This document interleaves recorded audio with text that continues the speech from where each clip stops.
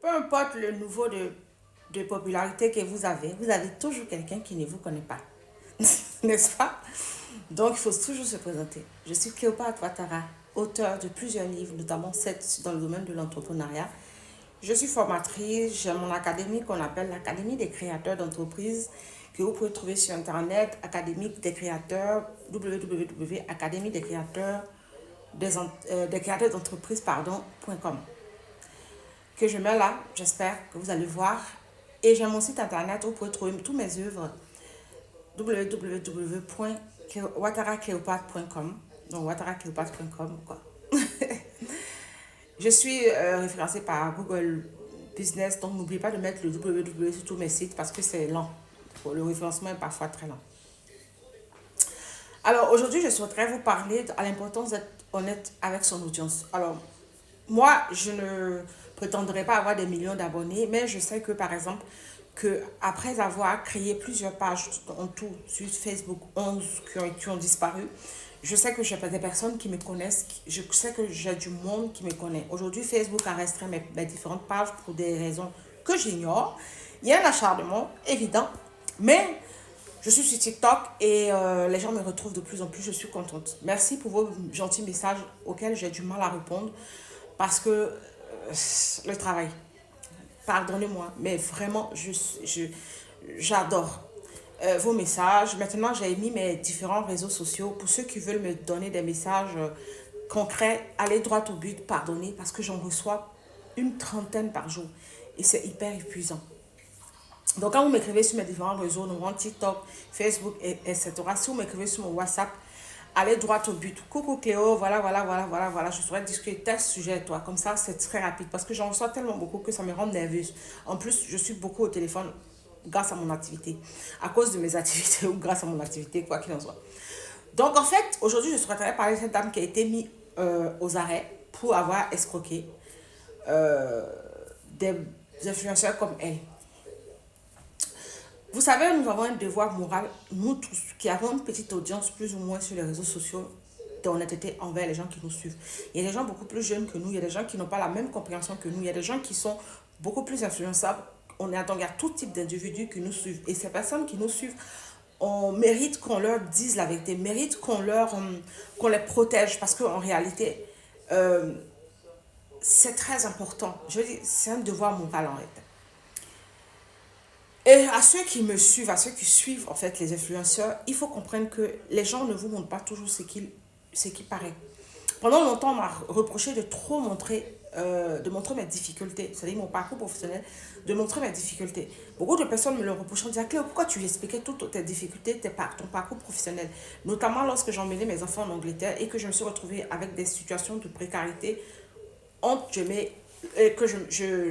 il m'arrivait de vivre avec une semaine avec 10 euros en fait pour les enfants. C'est-à-dire que parce que les enfants n'étaient pas très bien insérés, donc j'avais complètement laissé certaines de mes activités qui tournaient très bien au niveau de Paris et j'avais, voilà, bref, c'est long à expliquer.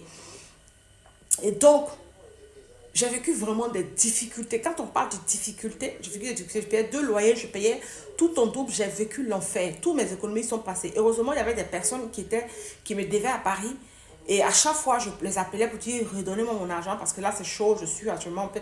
Et ils me remboursaient. Donc, c'était mon argent, mais ça me servait.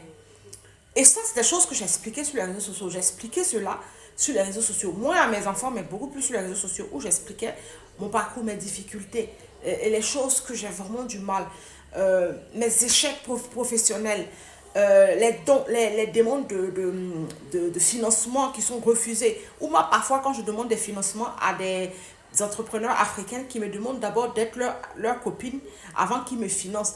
Tout ça, je l'ai vécu.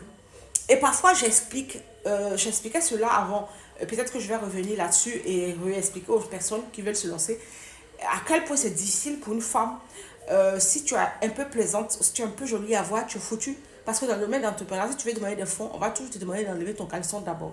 Donc, c'est des choses que j'explique. Donc, j'expliquais cela. Les gens pensaient que j'expliquais pour expliquer ma vie où je me faisais voir. Mais en réalité, c'était une manière de dire aux gens, rien ne s'acquiert facilement sur cette terre des hommes. Je pense que c'est quelque chose qu'on explique très peu aux enfants dès le bas âge. Mais moi, j'ai entrepris d'expliquer cela à mes enfants, je dis, tout ce que vous allez obtenir dans la vie, vous allez l'obtenir à la sueur de votre front. Ne croyez pas que les choses se s'acquièrent facilement. Et je pense qu'aujourd'hui, mes enfants me donnent raison. Ils me disent, oui, maman, franchement, heureusement que tu nous l'as expliqué. Donc, en réalité, rien ne s'acquiert facilement. Rien, rien. Tu lances un truc aujourd'hui, ça marche, demain, ça ne marche pas. Tu crées un business aujourd'hui, ça marche ou ça ne marche pas. Je vous prends un exemple. Moi, j'ai créé mon business CFC, ça marchait super bien. J'avais des revenus, je vendais mes produits, je vendais des produits numériques. Blablabla. Je suis partie en Côte d'Ivoire et j'ai oublié de fermer la boutique. J'ai fermé la boutique sur Etsy. Etsy, il y a eu plein de commandes que je n'ai pas pu honorer. C'est après j'ai vu les commandes parce que je ne regardais pas mon email. Vous savez, quand je pars en Afrique, je suis parfois très déconnectée. Alors ceux qui me connaissent savent que Cléo, une fois qu'elle change de pays, elle est déconnectée. Pas tout le monde me le reproche. Et donc, je me suis retrouvée dans des difficultés. J'ai dû rembourser. Donc, on m'avait viré l'argent sur le compte. J'ai dû rembourser. Mais non seulement j'avais reçu, FC a bloqué tous mes comptes qui me permettent de gagner de l'argent. Imaginez-vous la folie. Vous avez des revenus qui arrivent et puis ces revenus n'existent plus. Heureusement, j'avais d'autres revenus ailleurs. Mais c'est la folie totale. Et pourtant, je comptais sur Etsy pour financer en fait une formation que je dois faire, que je devais commencer là. Que je devais commencer plutôt au mois de juillet. Sans rentrer dans les détails, j'ai vécu la galère. Mais parfois, à mon retour d'Abidjan, j'avais les larmes limite aux yeux. Sans oublier d'autres soucis que j'ai eus quand je suis arrivée d'Abidjan. Mais tout ça, je vous explique pourquoi. Pour vous dire que, et pourtant je suis entrepreneur, je dis rentrée d'argent. Mais l'entrée d'argent, une partie de mes entrées d'argent ne rentrait plus. Parce que j'avais plusieurs boutiques CFC. Hein. Donc, imaginez toutes les commandes que j'avais reçues sur toutes les boutiques et que j'étais à Abidjan.